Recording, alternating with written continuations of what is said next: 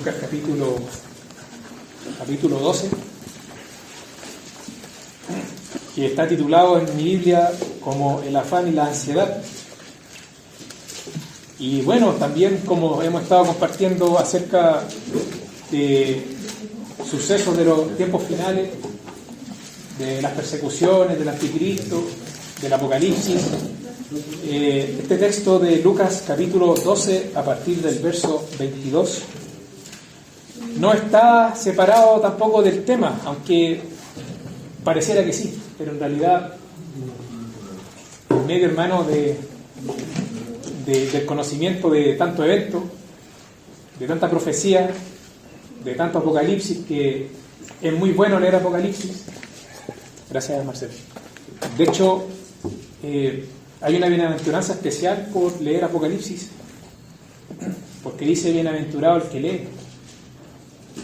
Como que el Señor de antemano sabía que había gente que como que no iba a querer leer Apocalipsis porque hay gente que le da susto o piensa que es muy enredado, o hermano, hay que leer otros libros más fáciles. ¿Para qué estar leyendo Apocalipsis? Todos los días tengo que pagar cuentas, que va a estar leyendo Apocalipsis.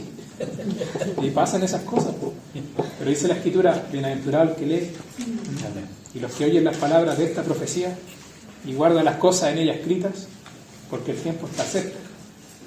Entonces también hay una bienaventuranza, hay una dicha por guardar las cosas que están escritas en Apocalipsis.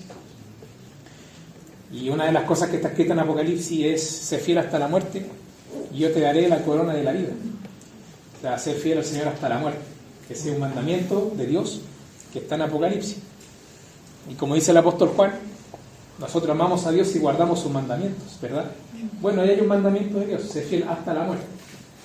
Pero justamente no somos fieles hasta la muerte si dejamos que el afán y la ansiedad nos robe nuestra obediencia a Dios en nuestro día a día. Entonces ya estamos transgrediendo Apocalipsis por no entender la palabra que vamos a leer hoy día. Entonces siempre hay una relación. Ahora bien, hermanos, hoy día, en cierta parte del día, me senté un ratito allá en la casa y tenía una puerta abierta y de pronto me di cuenta que habían pájaros cantando. De hecho, ahora como que se escuchan algunos, ¿no? A ver. Bueno, ahora está saliendo nuestro bicho también. Pero de pronto, a veces entre tanta tecnología o celular, de pronto como que hace bien despojarse un poco y sentarse un rato tranquilo. Y yo decía, oye, están cantando esos pájaros. Y pensaba, hermanos, que para que los pájaros pudieran cantar significa que esos pájaros están vivos, ¿o no? Yo he visto pájaros muertos y no cantan. Los pajaritos están vivos y cantan. Cantan. Grito sonido y no se cansan. Y como vamos a leer acá, hermanos, voy a hacer un adelanto, pero vamos a leer. Dios se encarga de alimentar esos pájaros, los que nosotros escuchamos en la mañana. Bueno, yo atrás lo escucho, acá también se escuchan, ahí donde está Yapor también. Así que mañana hagan ese ejercicio un rato, escuchen los pajaritos. Pero el Señor los alimenta, no trabajan, no siembran, no trabajan, o sea, ni estudian. Yo cuando estudiaba no recuerdo haber tenido de compañero de curso un cuervo. Yo que haya mirado para el lado si había un cuervo así tomando apuntes. Pero el Padre Celestial los alimenta. Entonces, hermano, hoy día quiero que hablemos un poquito, sobre todo los tiempos que estamos viviendo, acerca del afán y la ansiedad que nos envuelve, y más aún también sabiendo de cómo está el panorama mundial. Hay algunos hermanos que le hacemos seguimiento a lo que ocurre en el mundo, aunque aquí también hay bastantes hermanos. Y este panorama mundial no se ve bueno, no se ve prometedor. No podemos prometer un mejor futuro mañana, sino que la realidad de este mundo, y los hermanos saben que me gusta hablar de estas cosas, pero también del Señor. La realidad de este mundo es que es como una pirámide, donde en la cima de esta pirámide hay psicópatas que reinan por sobre los demás, por sobre los presidentes, por sobre los políticos, por sobre las instituciones, por sobre ciertas empresas. Hay una casta superior de de psicópatas a los cuales Dios, por causa de sus propósitos, Dios está permitiendo que continúen con sus planes, que están trabajando para producir la ruina en este mundo. ¿Y por qué quieren causar la ruina en este mundo? Porque, como se ha hablado de los estudios de Apocalipsis, ellos están trabajando a causa del misterio de la iniquidad. ¿Se acuerdan cuando el hermano David había empezado algunas prédicas sobre los misterios de Dios? ¿Alcanzamos a tocar el misterio de la iniquidad? No se parece que no. Entonces, el misterio de la iniquidad. Básicamente, el misterio de la iniquidad consiste en que el mundo estaba trabajando para atraer a un hombre llamado el inicuo. Otros hermanos le llaman el anticristo, y que va a encabezar el último de los reinos mundiales antes de que venga el Señor en las nubes del cielo y le ponga fin a ese reino mundial, o que va a intentar que sea mundial. Y el Señor Jesucristo, cuando venga a las nubes del cielo, le va a poner fin al último reino de los reyes de la tierra, pero que va a estar encabezado por un gobernante global que va a tener sus aliados, que son todos estas personas que están en la cumbre, que algunos le llaman la Illuminati, los masones, los francmasones, los draconianos, los luciferianos. Y bueno, no me voy a extender más en eso. Hay hermanos que han investigado ese tema, como nuestro hermano Fritz Springmeier, que solamente por publicar un libro hablando de ellos, se fue preso 8 años. Y cuando le preguntaron, hermano, ¿qué sientes que te hayan llevado preso por esto? El hermano Fritz dijo: el Señor me mandó de vacaciones a la cárcel porque yo leía todos los días hasta como las 4 de la mañana, entonces como que me fui a descansar y se reía. O sea, un hombre lleno del Señor. Fritz Springmeier se llama, un estadounidense, pero creo que hoy es bautista. Entonces, aterrizando eso un poco, hoy día ya están trabajando por crear un sistema digital de identidad y además una moneda digital que tome el control de todos los bancos centrales del mundo y que luego ese sistema se implemente a nosotros y que originalmente nosotros podamos usarlo a través del celular, pero más adelante se va a exigir algo que el Apocalipsis habla, que se llama la marca de la bestia, y que si alguien no tiene la marca, ninguno pueda comprar ni vender, sino solamente el que tenga la marca de la bestia o el número de su nombre, etc. Ya este año, en diciembre, Estados Unidos quiere ya instalar el dólar digital, por ejemplo, y para el próximo año ya quieren tener ellos establecido el sistema de la moneda digital para el próximo año. Entonces, ¿qué quiero decir con esto? No diciendo que en sí eso va a ser la marca o que ya se va a instaurar la marca, pero sí nuestro corazón debe estar preparado, porque el futuro que se nos avecina es un futuro no muy luminoso en cuanto a lo que ocurre en el mundo, porque el mundo está trabajando para matarnos y está trabajando para crear un sistema que esclavice a toda la gente, incluso a los hijos de Dios, y todo aquel que no se someta a ese sistema entonces va a sufrir el repudio del sistema, inicialmente el menosprecio, el apartamiento, la burla, después las presiones, después ya la fuerza, hasta que incluso en Apocalipsis dice que la bestia va a hacer guerra contra los santos y que los va a vencer. Significa que los va a matar, no a todos, pero sí hay algunos santos que ese sistema de las bestias se refiere a un sistema de gobernanza, va a matar a los que se opongan a su sistema. Aunque claro, no sé cuánta gente realmente morirá, porque la gran mayoría de personas, incluido personas que van a iglesias, se van a poner esa marca. Entonces, pero a diferencia de ese tipo de personas, el Señor nos está advirtiendo a nosotros de que nosotros ahora, y no solamente por causa de esos eventos mundiales, sino por causa de que Él es nuestro Dios, de que Él es nuestro soberano, nosotros desde ahora aprendamos a confiar en Él, aprendamos nosotros a no caer en la desesperación y en la ansiedad, sino que frente a cualquier circunstancia nosotros podamos siempre acudir primero a los pies del Señor Jesucristo, porque Él nos compró a precio de sangre. Entonces, para el Señor Jesús no es justo que Él, habiendo derramado su sangre en la cruz, que lo hayan azotado y que lo hayan torturado de una forma tan terrible, y todo eso para comprarnos, ¿cierto? Como dice la Escritura, que nosotros fuimos comprados por precio, nosotros fuimos adquiridos por Él.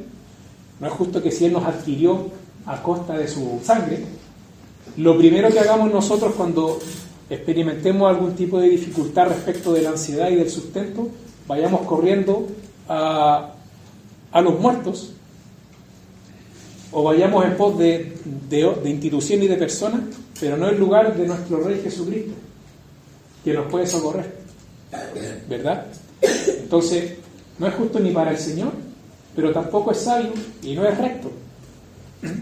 Sino que lo que el Señor Jesucristo quiere es que si nosotros confesamos que nosotros somos sus discípulos, que el primero que venga a nuestra mente y a nuestro corazón frente a cualquier tipo de circunstancia sea Cristo Jesús, sea Cristo mismo, porque Él es nuestro Señor. Y de hecho, hermano, desde el momento en que nosotros confesamos a Jesús como el Señor, porque nosotros lo decimos, ¿cierto? Jesucristo es el Señor. Pero la primera vez que nosotros creímos en el Señor, la primera vez, algunos hace poco tiempo, otros hace más tiempo, pero la primera vez que nosotros confesamos que Jesús es el Señor, nosotros hicimos una declaración de lealtad hacia Él, una declaración de lealtad. ¿Qué significa que Jesús es el Señor? Significa que nosotros confesamos y entramos en un pacto con Él, pacto que Él inició obviamente, que Él lo puso a disposición para que nosotros nos sumáramos a su pacto, un pacto de sangre, en el cual Él derramó su sangre para comprarnos a nosotros, y en virtud de eso entonces nosotros ahora, por decirlo de alguna manera, le prometemos lealtad total. Es un pacto de sangre. Él derramó su sangre por nosotros, entonces ahora nosotros, como estamos dentro de ese pacto con Él, porque Él es el Señor, entonces yo también tendré que derramar mi sangre si es necesario por causa del amor de Él. Que es justo, ¿no? Es un pacto de sangre. Es un pacto de sangre. Que no estoy diciendo que a todos nos van a matar o que vamos a sufrir todo el martirio. No. Pero lo que estoy diciendo es que con esa fidelidad de Cristo para rescatarnos, nosotros ahora lo hemos confesado como Señor y nos hemos comprometido a ser fieles con Él hasta la muerte. Por supuesto que muchas veces dentro de nuestro caminar tal vez no hemos sido fieles al Señor, hemos pecado, pero aún así en esas ocasiones Él también está presto para perdonarnos. Pero eso no significa que haya que rendirse, tirar la toalla, sino que aún seguir renovando nuestra mente y pensar que la vida cristiana no es solamente asistir a reuniones, cantar, aunque todo eso lo hacemos y es precioso, sino que más es un pacto de lealtad, de amor, de sumisión, de conocimiento, de búsqueda, de amor, con el Hijo de Dios Jesucristo, que Dios manifestado en carne. Entonces, el cristianismo, no como una religión cualquiera, como las demás, sino esa comunión íntima con el Dios Creador, y que además para socorrernos en nuestras debilidades y en nuestro caminar, nos dio su propio Espíritu Santo para que desde nuestro interior nos fuese guiando y orientando, para ser fieles al Señor, para darnos cuenta cuando obramos rectamente, cuando obramos no rectamente. Tenemos el Espíritu Santo entonces que nos ayuda en nuestro caminar y en nuestras debilidades. Entonces, eso, hermanos, es una cosa. Y el primer requisito entonces, antes de entrar a leer el texto, para que nosotros podamos comenzar a hablar acerca de estar en reposo, de no vivir afanado ni con ansiedad, es entender primero que el Señor Jesucristo se hizo cargo de lo más difícil. Lo más difícil era que nosotros éramos enemigos de Dios, que nosotros estábamos destituidos de su gloria. Significa que Dios nunca jamás nos podría recibir eternamente en su santa presencia para que nosotros pudiéramos vivir con Él, por causa de nuestra inmundicia, por causa de nuestros delitos y pecados. Todos nosotros eternamente teníamos que estar separados de Él y además siendo aborrecidos por Dios, y con derecho Dios a aborrecernos. Pero en lugar Dios de apartarnos para siempre de su presencia, Dios lo que hizo fue acercarnos a Él. ¿Cómo? Por medio de la muerte del Señor Jesucristo, de la ofrenda del cuerpo de Jesucristo. Entonces, justificados por la fe, habiendo creído en el Señor, tenemos paz para con Dios. Entonces, con Cristo nosotros ahora tenemos paz con Dios, tenemos reposo con Dios, tenemos, como dice en el hebreo, shalom, tenemos paz con Dios. Y por causa de esa paz, nosotros por haber creído en el Señor Jesucristo, nosotros no tenemos que tener temor de la ira de Dios que va a derramar sobre los impíos en el juicio final, sino que podemos ir a ese juicio con confianza, porque el día que se produzca ese juicio, si nosotros pusimos nuestra confianza en el Señor Jesucristo como nuestro Mesías, le confesamos nuestros pecados, le pedimos perdón y creemos en Él, entonces en aquel día que va a ser terrible, nosotros vamos a ser hallados irreprensibles en paz. Y la ira de Dios en el lago de fuego no va a recaer sobre nosotros. A diferencia de otras personas que sí las vamos a estar mirando como Dios las va quemando. Si no creemos en Cristo, deberíamos preocuparnos. Pero si creemos en el Señor, tenemos la provisión de Dios de estar en paz. Y esa paz es entender que por la muerte propiciatoria de Jesucristo, y propiciación de que aparta la ira de Dios, que la aparta, entonces nosotros judicialmente ya no tenemos que tener temor de que Dios está enojado con nosotros. En lo judicial, Dios ya no está enojado con nosotros porque hemos creído en su Hijo Jesucristo. Y eso dice Romanos, justificados por la fe, tenemos paz para con Dios. Entonces, mis hermanos, ¿por qué al Señor, una vez que entendemos eso y sabemos que somos hijos de Dios, rescatados por Él, por qué también al Señor le interesa hablarnos acerca del afán y de la ansiedad, particularmente concentrado en el área del sustento, del qué comeremos, del qué vestiremos? No solamente porque Dios está interesado en sustentarnos y punto, aunque Dios nos ama, sino que el interés de Dios de alimentar nuestro estómago todos los días es que, teniendo suplida esa necesidad, nosotros podamos también servir al Señor. Es decir, Dios nos quiere sustentar, pero no solamente por sustentarnos así porque sí. Así, Dios, ¿por qué tú me das comida todos los días? No porque sí, no. Aunque Dios la da de gracia y Él es bueno. Sino que la razón por la cual Dios nos tiene viviendo acá en la tierra, nos tiene respirando acá, es para que nosotros podamos servirlo a Él, para que nosotros podamos buscarlo a Él, para que podamos pronunciarnos favorablemente respecto de Él. No solamente para vivir para nosotros mismos, o buscar solamente lo material, como decía Michael, o buscar al Señor solamente por esas cosas, sino que teniendo sustento y abrigo, estemos contentos con eso, entonces nosotros nos podamos dedicar a buscar al Señor en esta vida. Esa es la razón por la cual Él nos alimenta, es la razón por la cual Él nos sustenta, nos tiene respirando. Que nosotros podamos buscar el reino de Dios y su justicia. Entonces, a veces cuando con mi esposa oramos por los alimentos y le damos gracias al Señor, le decimos al Señor, gracias Señor porque este es un día más donde alimentaste nuestra boca, alimentaste nuestro estómago, pero con un propósito. Este es un día más en el cual nos alimentaste, pero con propósito.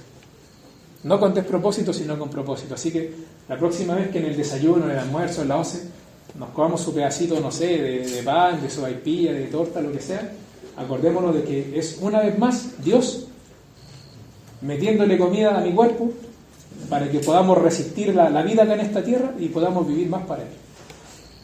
Así que, hermano, leamos por favor en Lucas 12, 22. Dice así: dijo luego a sus discípulos, por tanto os digo, paréntesis, el Señor viene hablando del que hace para sí tesoro en la tierra y no es rico con Dios, ¿verdad? Entonces introduce este texto. Ahora sí, nuevamente. Dijo luego a sus discípulos, por tanto os digo, no os afanéis por vuestra vida, qué comeréis, ni por el cuerpo, qué vestiréis. La vida es más que la comida y el cuerpo que el vestido. Entonces, mi hermano amado, mandamiento directo de Dios. Nosotros a veces cuando escudriñamos los mandamientos de Dios, como que solamente nos enfocamos como en los más duros o negativos.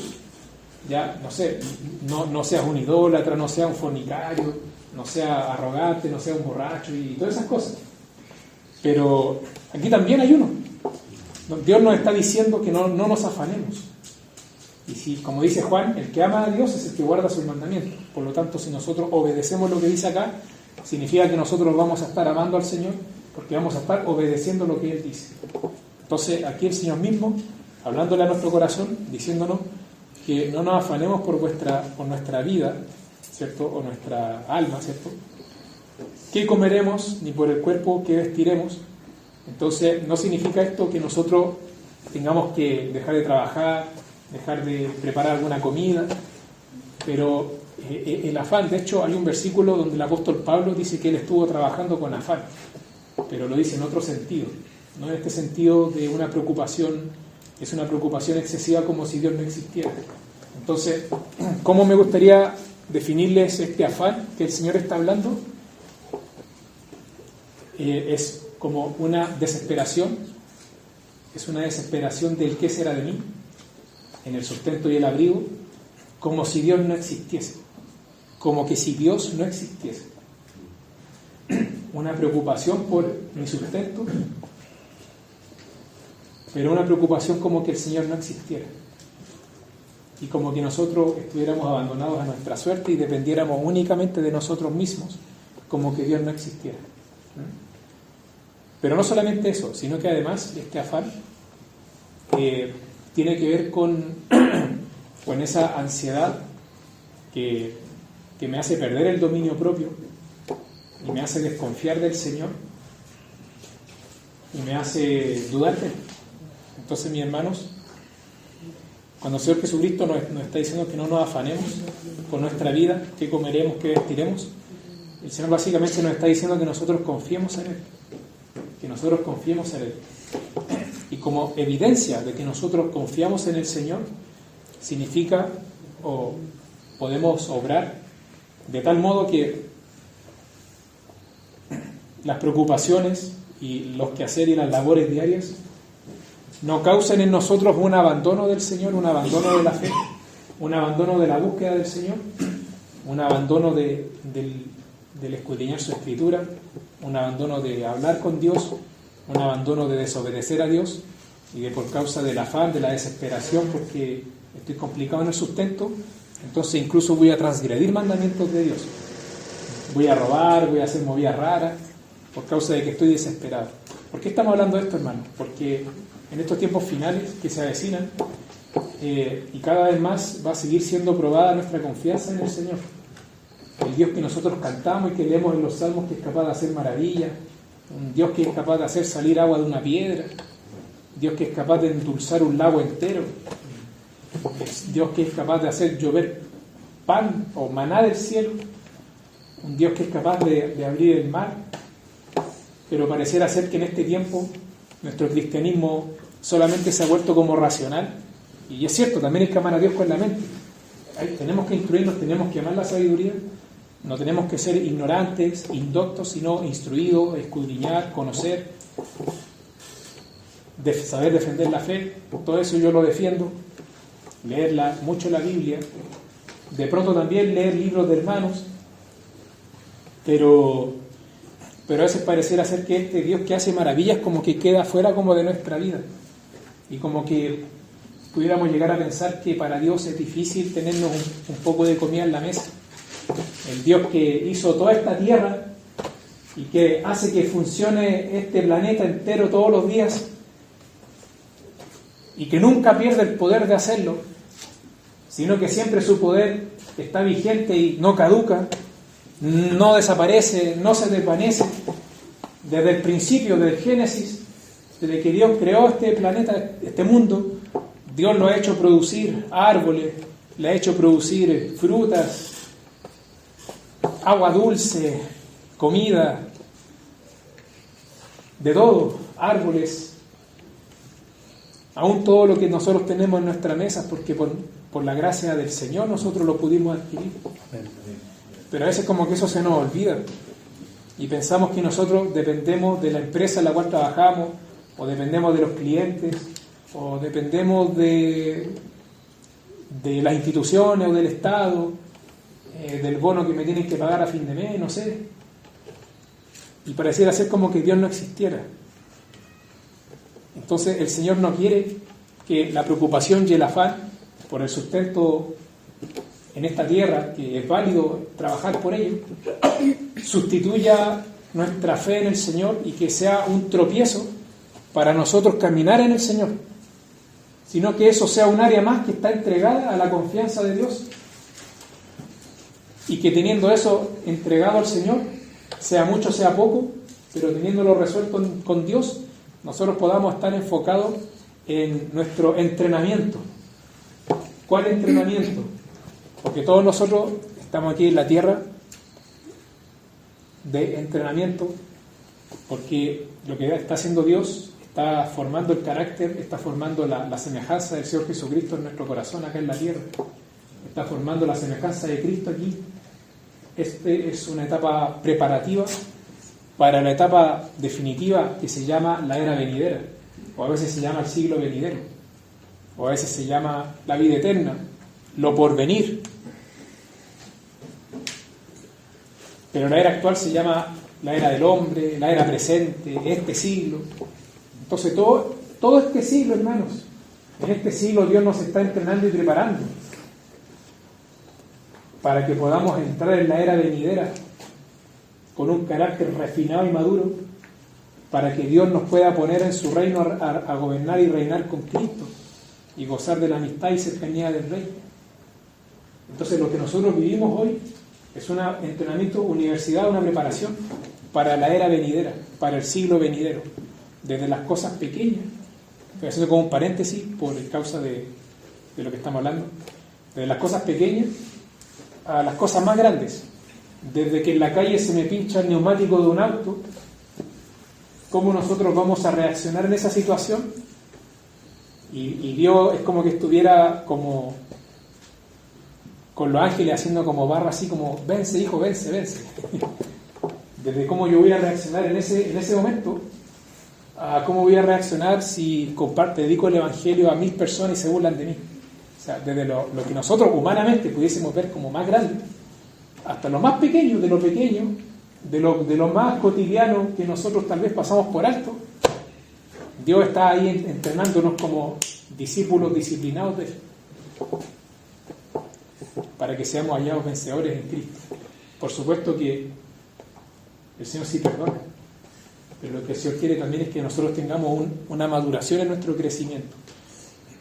Si el día de ayer, la semana pasada, el mes pasado, el año pasado, del 1 al 100, yo confiaba en Dios un 4, entonces lo que Dios quiere es que nosotros al buscarlo podamos experimentar el crecimiento. Y si yo confiaba en Él 4, ahora yo confío en Él 10. Y mañana confíe 11. Aunque ojalá hoy día confiáramos 100. Pero lo que Él quiere es que nosotros crezcamos en todo, en todas las áreas de nuestra vida, las que tenemos falto, las que tenemos flacas. El Señor quiere que nosotros crezcamos en esas áreas y que nos parezcamos a Cristo. Es el carácter, son las finanzas, es prácticas, es pensamientos, todo, es obediencia a Dios, a lo que Él ha mandado, todo, hermano. Lo que Dios quiere es que nuestra obediencia sea perfecta y que crezcamos en todo. Y que no nos quedemos para siempre como niños fluctuantes, sino que podamos crecer en todo, en aquel que es la cabeza. Que crezcamos en todo en Cristo y que ese fruto, el fruto del Espíritu, ¿se acuerdan del fruto del Espíritu? Que resume muchos atributos de Dios: amor, gozo, paz, paciencia, benignidad, bondad, fe, mansedumbre, templanza. Que podamos crecer en eso, hermano. Que podamos crecer. Aunque tengamos poquito. A lo mejor uno dice, no, pero es que yo en paciencia tengo poquito. O no tengo paciencia, pero crezcamos en Cristo. Busquemos al Señor y al buscarlo tomemos la determinación de obedecerlo. Y si Él nos ordena que seamos pacientes, entonces nosotros, dado que ya tenemos al Señor, nosotros podemos decidir delante de Dios tener esa paciencia y practicar esa paciencia que Él ha puesto en nuestro corazón. Lo podemos hacer porque ya tenemos a Cristo. ¿Saben, hermano? Yo hace un tiempo estuve viendo unos videos de la India. No sé si alguien ha visto videos como de la India, pero son videos como de la religión, ¿cierto? Entonces, yo me sorprendía porque yo veía que en la India, personas que no son cristianas, no son creyentes, hermano. Por ejemplo, vi uno que hacían como promesas como de vida para después tener una mejor reencarnación. Entonces hacían como promesa delante de los dioses. Y había uno que había prometido estar todo el tiempo con la pierna así, doblada, y estaba parado solo con una pierna y la tenía como media atrofiada, llevaba como 20 años así, y tenía que como que afirmarse. Había otro que estaba acostado como en una cama de espinas y tenía heridas, y no estoy promoviendo eso. Habían otros que dejaban todo y recorrían el país y vivían de la caridad de la gente, que se llaman los sadhus. Entonces a veces en la casa, cuando estamos cansados, yo le digo, voy a hacer un sadhu. Así incorpórelo a su repertorio. Es un salmo. Pero fíjense cómo estas personas, no hay más práctica, o sea, ellos son ascetas que practican, se abstienen de alimentos, golpean su cuerpo, se hieren. Pero la determinación que tienen esas personas para tomar esas decisiones, aún en su carne, no conocen al Dios verdadero, pero tienen esa determinación de hacer esas cosas. Y uno le da flojera leer un versículo en la mañana o en la noche, no sé. Y eso no es porque Dios tenga que darnos una gran revelación, es porque nosotros no ponemos nuestra voluntad a su servicio. Porque si esos ascetas pueden hacer eso, nosotros también podemos si conocemos al Dios verdadero. Lo que sucede es que nosotros nos engañaron de que cuando nosotros tomamos ese tipo de decisiones, como por ejemplo esforzarnos por escudriñar más, esforzarnos por orar más, esforzarnos por obedecer más a Dios, cuando nosotros nos esforzamos en eso, nos engañaron diciéndonos que eso era como luchar con nuestras fuerzas y como que eso era como que nos opera.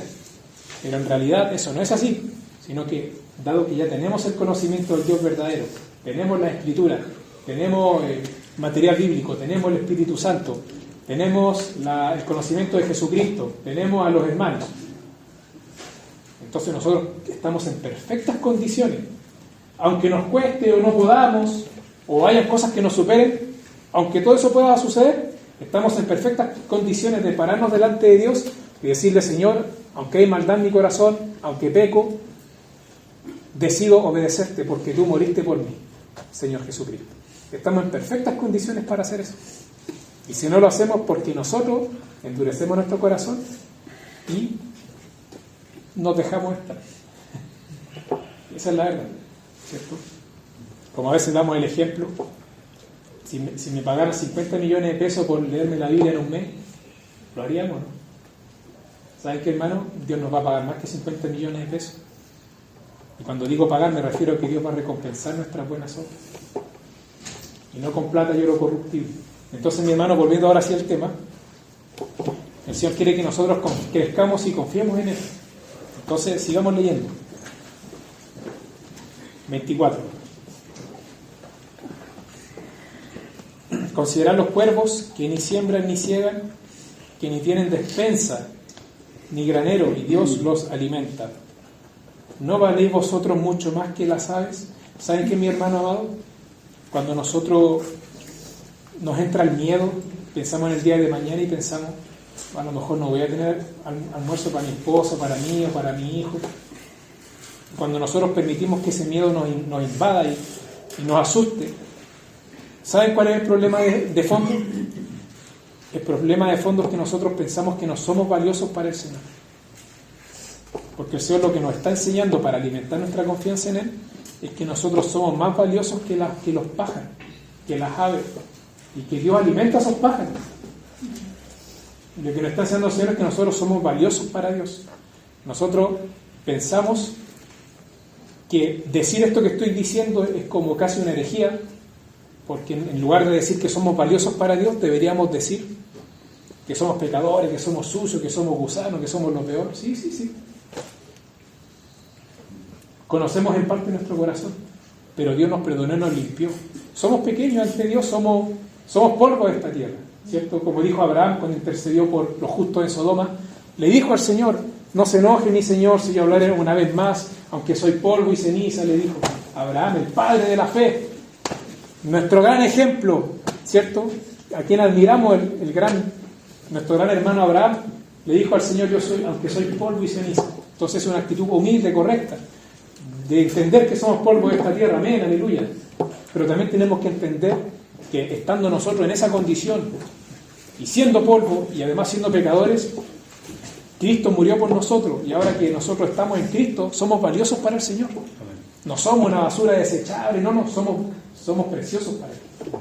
Y cuando no tenemos ese concepto, entonces nosotros tenemos un concepto errado de que yo me merezco que Dios esté todos los días enojado conmigo y ni siquiera merezco que me dé pan. Pero nosotros somos hijos de Dios. Si no tenemos pan, bueno, igual vamos a adorar su nombre. Pero Dios nos está diciendo que no nos preocupemos por el sustento, porque Él sí nos puede alimentar. Porque Él es nuestro papá. Y Él es nuestro papá bueno. ¿Cuántas veces nuestros papás son malos? Y estoy hablando bíblicamente, no estoy hablando mal de nuestros papás. La Biblia dice: El mismo Señor les dice, ustedes son malos y saben darle a sus hijos buenas cosas, les piden pancito, les dan pancito. Entonces, ¿cuánto más vuestro Padre? ¿A cuánto más nuestro Padre no nos va a alimentar cuando se venga este dinero digital y cuando nos pidan ponernos la marca de la bestia? Y que eso también significa una especie de iniciación satánica ritualista. Y si no, entonces nos quedamos abandonados, tirados. ¿Qué vamos a hacer? Sencillo. Este versículo, cuando eso suceda, este versículo todavía va a estar aquí vigente, escrito. ¿Qué hacer si sucede eso? ¿Qué hacer si se nos viene encima la bestia con todo su sistema? No os afanéis. ¿Qué habréis de comer? ¿Qué habréis de vestir?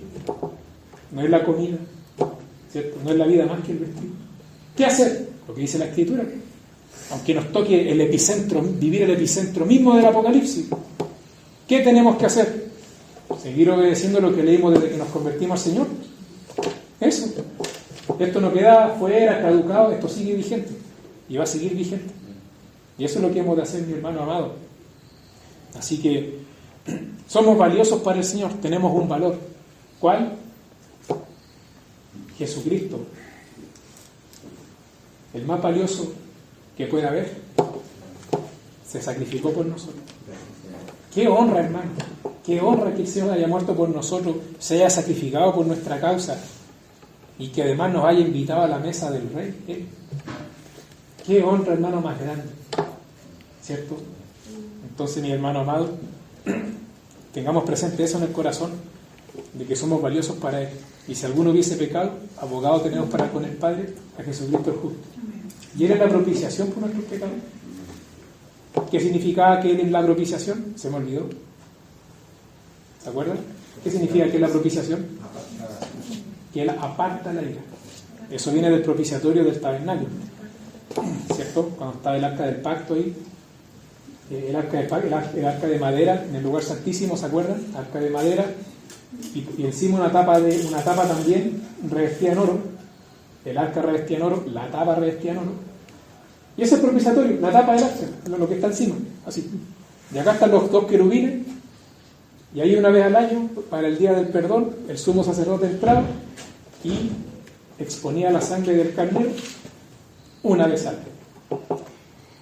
Que ahora ya pronto viene Yom Kippur, la fecha que se hacía esa fiesta, más o menos 7 de octubre, por ahí. Para ese tiempo. Pero eso es figura del perdón de Cristo. Entonces, hermano, aparta la ira, ¿cierto? Propiciación, aparta la ira. Sigamos leyendo. 25. ¿Y quién de vosotros podrá, con afanarse, añadir a su estatura un codo? ¿Quién, por mucho que se afane, podrá añadir a su estatura un codo? Un codo es una unidad de medida que son aproximadamente 45 centímetros. Aunque también hay otro codo antiguo de los profetas que son como 50. El Señor dice: ¿quién, por mucho que se afane, podrá añadir a su estatura un codo? Lo que está diciendo es que ese afán que el Señor está, digamos, condenando, por decirlo así, no sirve para nada, es inútil. No sirve. Eso es lo que está diciendo. O sea, ¿de qué te sirve afanarte tanto si no vas a conseguir nada con eso? Mejor, como dice la Escritura, como enseñan los apóstoles, ponaste afanoso si no sean conocidas vuestras peticiones delante del Señor. Porque Él tiene cuidado de nosotros. 26. Pues, si no podéis ni aún lo que es menos, ¿por qué os afanáis por lo demás? 27. Considerad los lirios, cómo crecen, no trabajan ni hilan, mas os digo que ni aun Salomón con toda su gloria se vistió como uno de ellos. Y si así viste Dios la hierba que hoy está en el campo y mañana es echada al horno, ¿cuánto más a vosotros, hombres de poca fe? Vosotros pues, y aquí está la enseñanza, no os preocupéis por lo que habéis de comer, ni por lo que habéis de beber, ni estéis en ansiosa inquietud, porque todas estas cosas buscan las gentes del mundo, pero vuestro Padre sabe que tenéis necesidad de estas cosas. Mas buscar el reino de Dios y todas estas cosas os serán añadidas. ¿Qué cosas? el sustento y abrigo. ¿Se acuerdan lo que dijo el apóstol Pablo? El apóstol Pablo, teniendo sustento y abrigo, ¿cómo sigue el verso? ¿Cómo decía? Estemos contentos con eso. Entonces, ¿por qué teniendo más que eso, andamos con así una cara? como que hay que caminar como así, porque uno como que se anda pisando la cara. Teniendo sustento y abrigo, estemos contentos con eso. ¿Contentos? ¿Qué significa contento? ¿Ah? ¿Qué cosa me abrigo? Claro. Contento significa alegre. Claro. Exacto. Cuando la escritura relaciona el contentamiento con las acciones de gracia. Y también dice la escritura, si alguno está alguno de vosotros alegre, cante alabanzas. Cante alabanzas. Entonces, hermano, nosotros tenemos un Padre en los cielos que Él nunca nos va a abandonar. Tenemos sustento y abrigo. Ahora, ojo, como régimen de excepción a lo que estamos diciendo. Si por causa de una persecución estuviéramos en la cárcel o nos van a matar, claro, ahí podríamos pasar hambre, sed, pero estamos hablando de un régimen excepcional donde hay una persecución, ¿verdad? Pero acá estamos hablando del devenir cotidiano, ¿cierto? Del devenir cotidiano, donde tenemos un Padre que no se ha olvidado de nosotros y que cuando las circunstancias se pongan difíciles, es fácil que nosotros pensemos que Dios ya no está.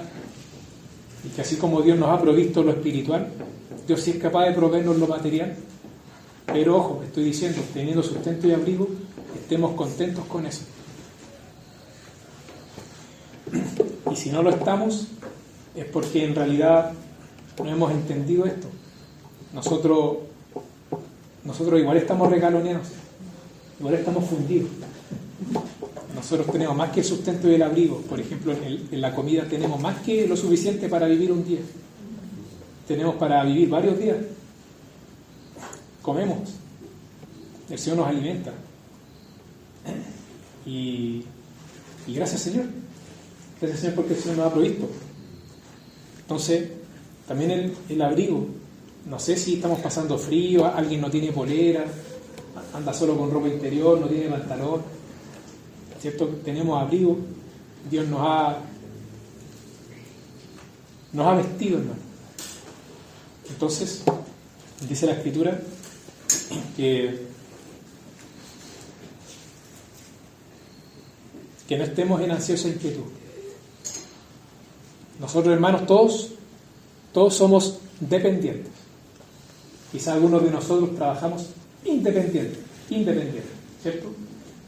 Otros tal vez están dependientes de una empresa, un jefe, pero incluso los que decimos que somos independientes, y no es un error decirlo para que las personas entiendan obviamente cómo uno trabaja,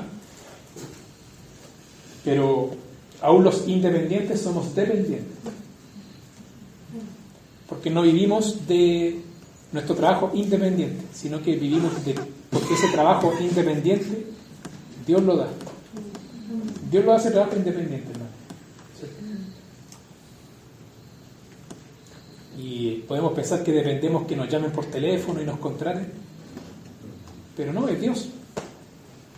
Comemos de la mano de Él, porque vuestro Padre sabe de qué cosas tenéis necesidad.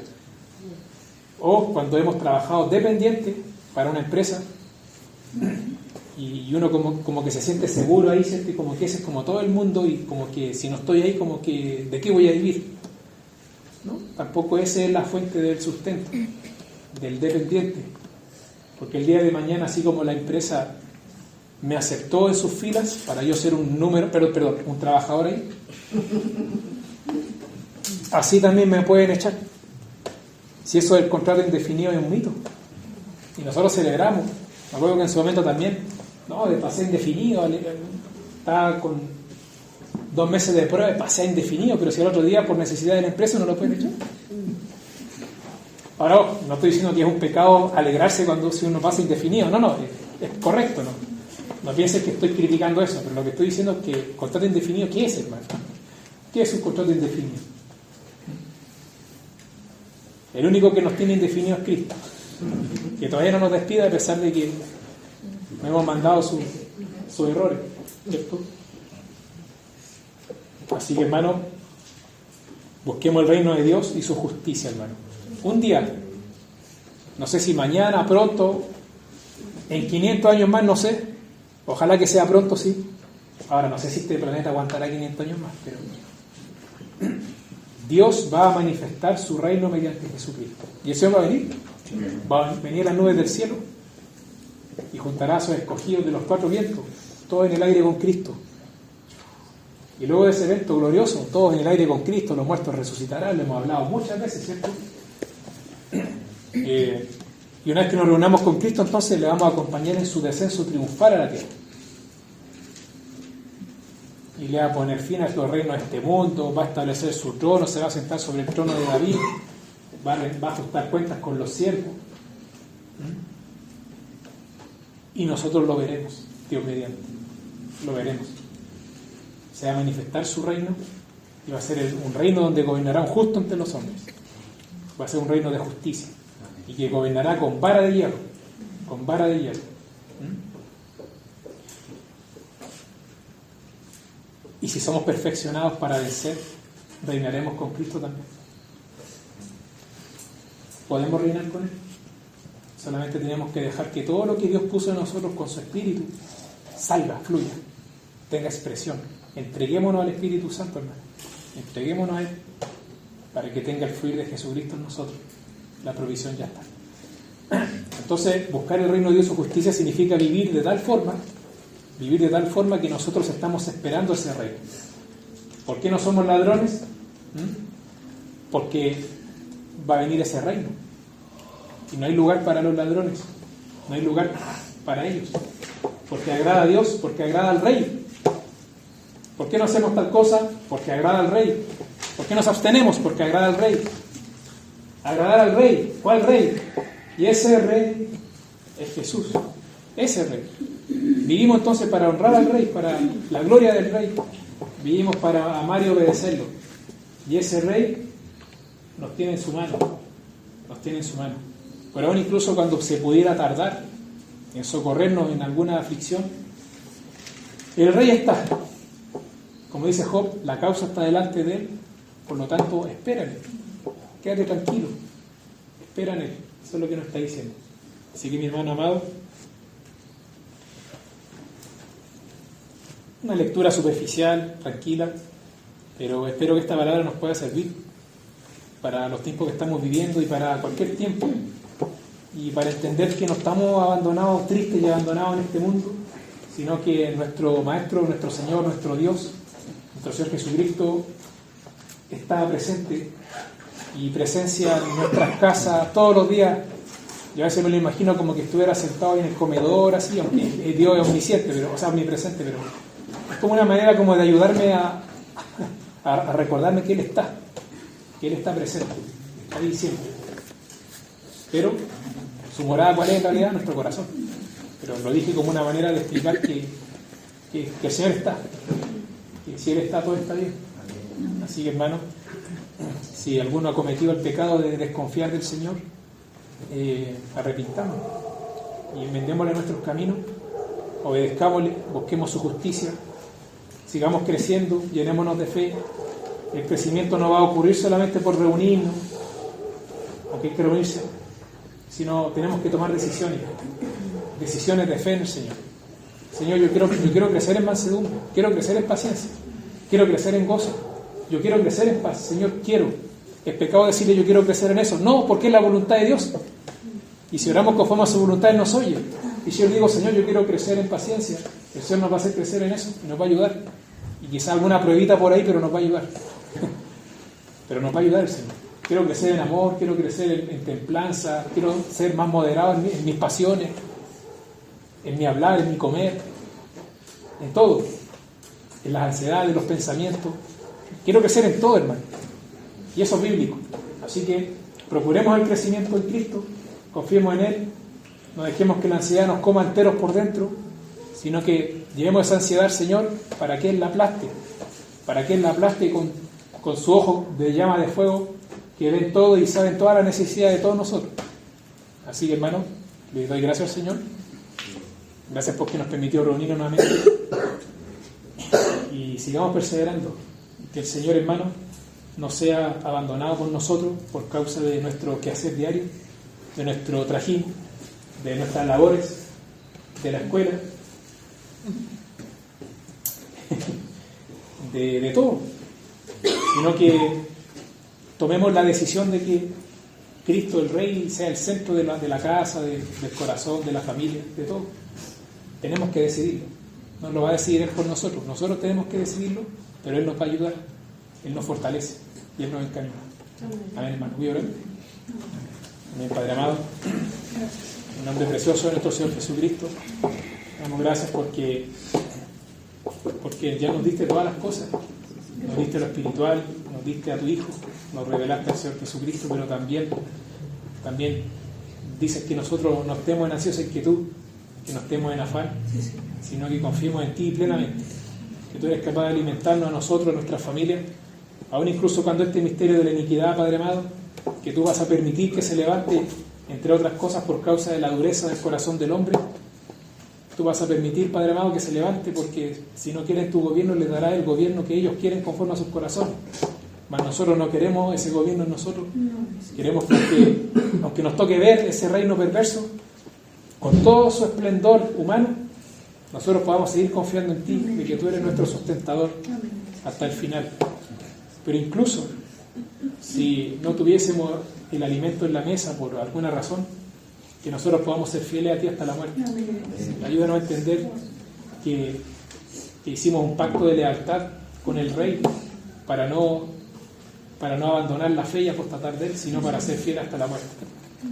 Pero te pedimos tu ayuda, Padre amado. Ayúdanos, porque nuestro corazón también es engañoso. Nosotros podemos decir que no te vamos a negar y te vamos a negar. Pero si tú nos ayudas, si tú nos encaminas a entender, a fortalecernos, sí podemos pasar la prueba y no negarte. Te pedimos tu ayuda. No confiamos solo en nosotros, sino que decidimos, pero conociéndote y sabiendo que ya nos diste tu Espíritu que nos energiza y nos ayuda, nos pone en senda y nos ayuda para entrar a la acción. Gracias por la iglesia, Señor. Gracias por los hermanos, Señor. Te pido que fortalezca a cada hermano aquí presente, que me fortalezca a mí, que sigamos adelante y que nunca nos cansemos de la belleza de tener al Señor Jesucristo como nuestro Señor, como nuestro Maestro, como nuestro amigo, nuestro pastor, nuestro juez y nuestro dueño. Amén. Hermano, Jesucristo es el importante. Amén.